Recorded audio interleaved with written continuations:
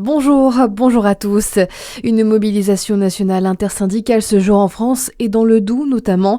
Les professionnels de santé des établissements médico-sociaux de tout le pays se mobilisent pour défendre les conditions de travail et les salaires dans les établissements sanitaires et médico-sociaux.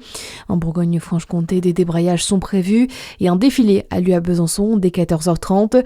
Une journée aussi marquée par la tenue du congrès des syndicats patronaux de la branche associative du soin sanitaire et médico-social à Tours. Autre mobilisation aussi cette fois qui se poursuit, l'équipe éducative et les élèves du lycée Le Castel à Dijon restent mobilisés notamment pour dénoncer leurs conditions de travail ou encore la diminution du nombre d'heures attribuées à chaque établissement scolaire pour la rentrée prochaine. D'après l'intersyndicale, la diminution atteindrait 106,5 heures en voie générale et technologique, 8,25 heures en voie professionnelle.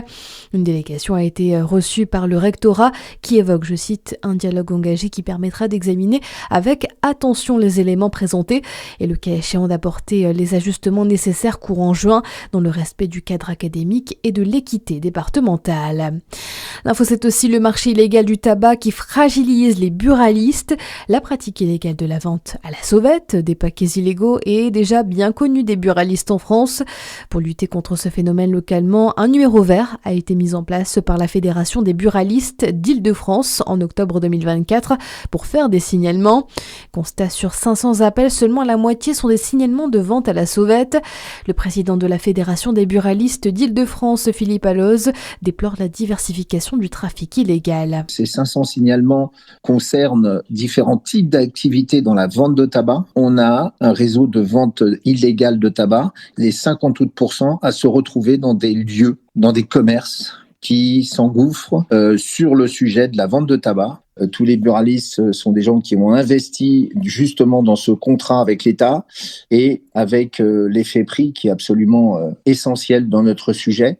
On se retrouve avec ce marché qui s'infiltre, qui se glisse dans l'opportunité de devenir le premier marché de tabac en Île-de-France. La Fédération des buralistes d'Île-de-France demande notamment une augmentation des contrôles et la saisie de ces produits. Un job dating à Saint-Claude ce mardi. Pour la 5e année consécutive, le Job Dating Tour fait escale dans le Jura. Objectif, faire le pont entre les entreprises locales et les candidats. Un rendez-vous à la salle des fêtes de 13h30 à 17h est prévu. Et puis, une victoire allemande sur la seconde étape du Paris-Nice hier. Max Kanter s'est imposé en Trépone dans les Yvelines et Montargis dans le Loiret. Le clan Perty reste en tête du général.